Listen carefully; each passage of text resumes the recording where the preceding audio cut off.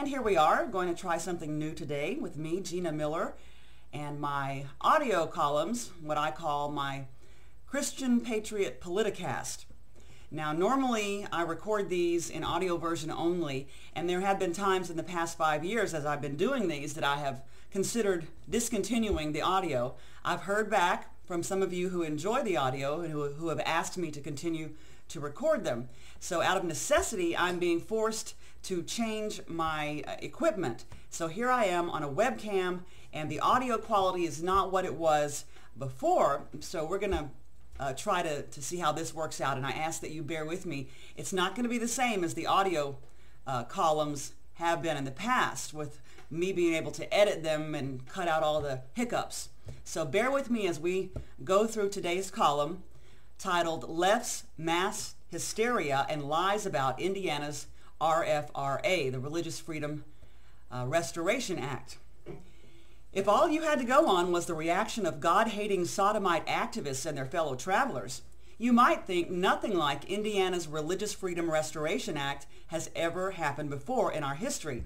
Of course, you would be wrong.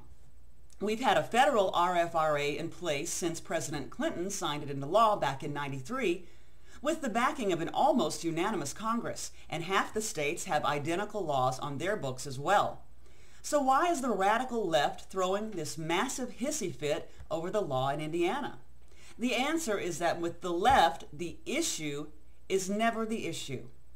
Homo-fascist activists and their duped supporters are lying about the meaning of Indiana's RFRA. They claim it's nothing more than an anti-homosexual law that gives Christians a license to discriminate against sodomites. While the merits of being wisely discriminate can be argued, it still remains that that is not what the law is intended to do. It's not the issue. The truth is what it has been from the start.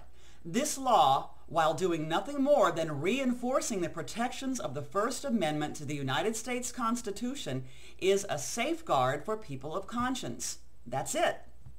The real issue here is members of the radical homosexual movement and their hell-born crusade against Christian freedom and expression.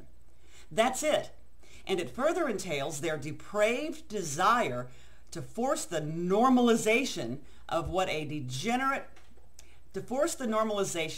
is a degenerate, unnatural, and very unhealthy behavior, homosexuality, at the expense of the rights of those who oppose it.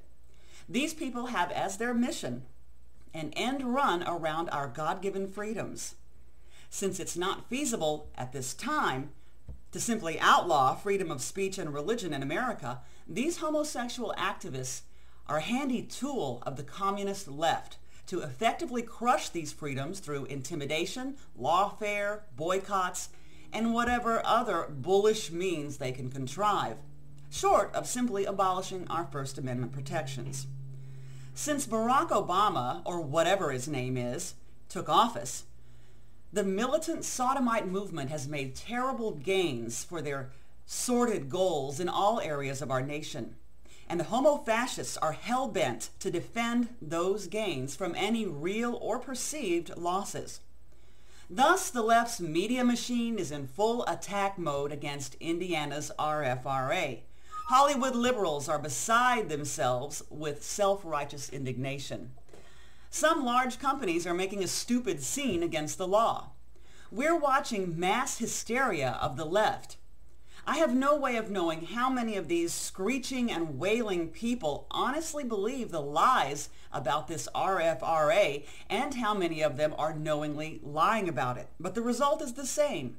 A giant tsunami of ignorant, misguided outrage that is having the desired effect on Indiana's leadership.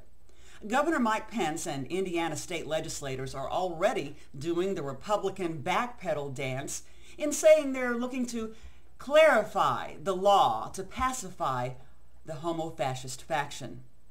I have news for Governor Pence. There will be no pacifying these people until Christian expression is completely outlawed in the United States. In this, it is a great temptation for Christians to become enraged or despondent or both. After all, this is pure lunacy, and we know it. We are truly watching the inmates run the asylum, and we feel powerless to stop it. Powerless to speak truth and reason into a gaping black hole of lies and evil insanity that pervades the air of our nation. It is now as important as ever to remember Jesus' warning in Matthew 24. He told us to watch for the signs of the last days that precede his return. And what we're now seeing is what he called the beginning of sorrows, a time in which iniquity will abound and the love of many will grow cold. Terrible times are ahead, and I assure you that what we're seeing today, the viciousness of the radical left and the vile trouble they make for lovers of freedom, will one day be the good old days. But take heart, because while all these awful things must come to pass, the Lord has already won the victory.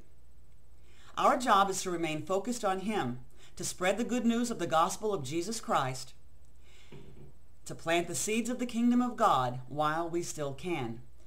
Of course, we will also work to expose and rebuke the works of darkness, but we must endeavor to grab hold of that peace the Lord gives, the supernatural peace that defies understanding in this lost and dying world. And if you don't have that peace, if you've never known the true freedom that comes through Jesus Christ, then I urge you to seek him today. Seek him while he may be found. Grab yourself a Bible and read it with an open heart. He's easy to find, and he dearly wants you to know him. I'm Gina Miller.